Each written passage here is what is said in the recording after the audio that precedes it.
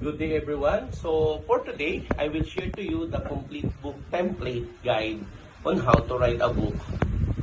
So books are generally divided into three parts. The front matter, the body of the book, and the back matter. Now, keep in mind that there is no book that has all of these parts.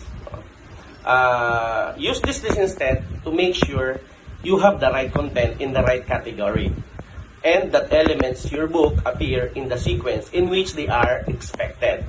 Normally, unless otherwise noted, each of these items should start on a right-hand page. No?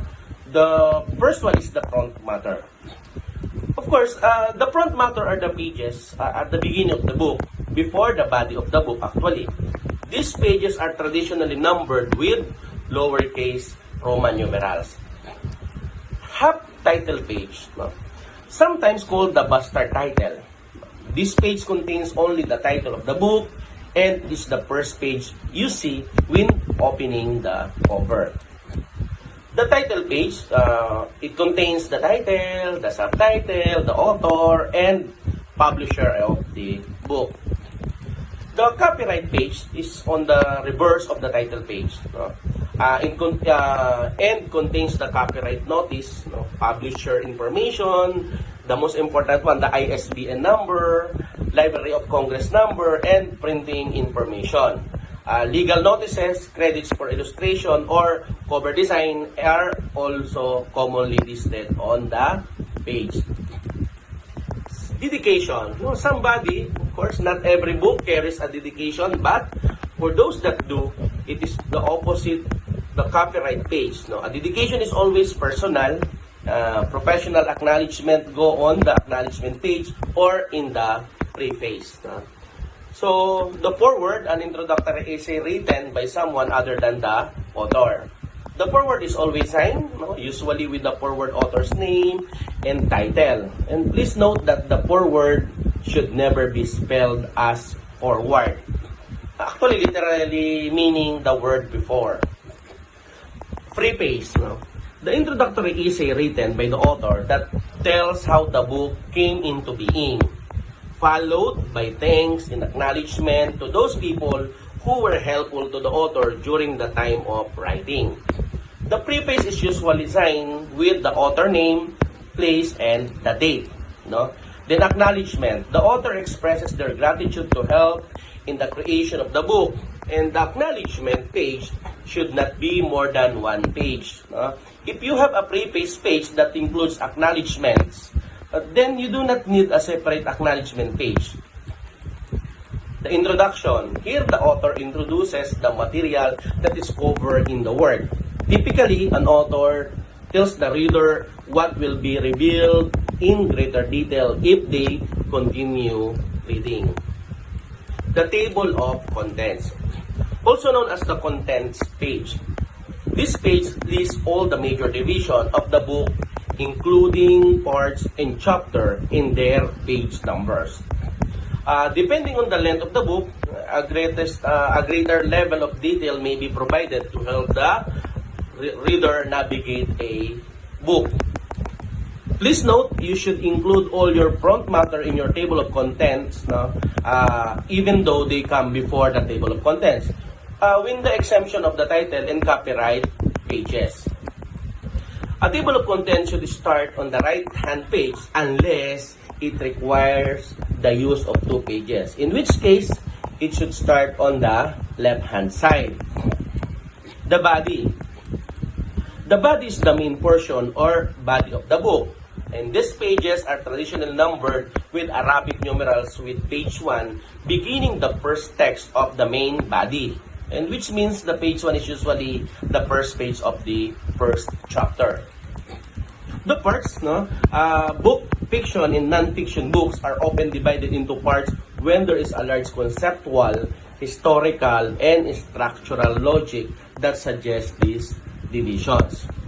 Of course, chapters, most fiction and almost all non-fiction books are divided into chapters for the sake of organizing the material. But for textbook, You may consider the following sequence per chapter.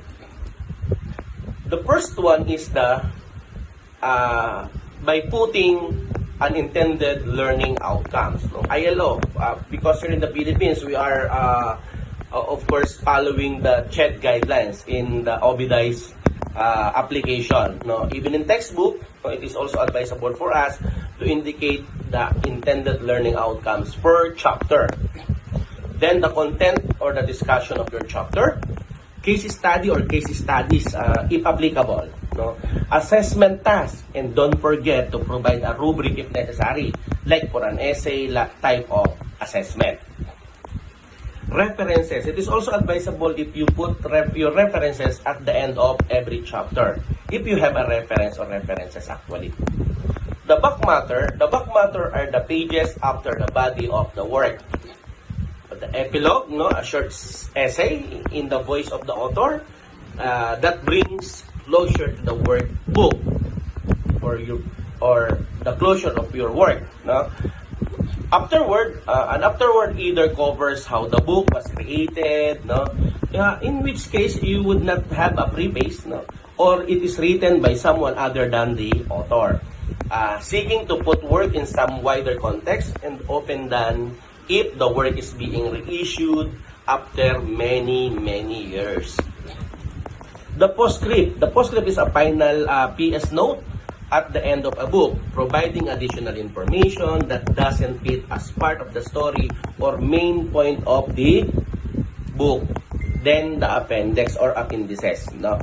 A supplement to the main work. An appendix typically includes reference documents cited in the text. So for example, if you cited the Handbook of Topology by the Commissioner of Education, you just put it in the appendices or in your appendix.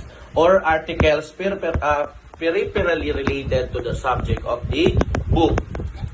Notes, of course. If your main text requires notes to amplify or document certain passages throughout the text, please arrange the notes by chapter in a notes section.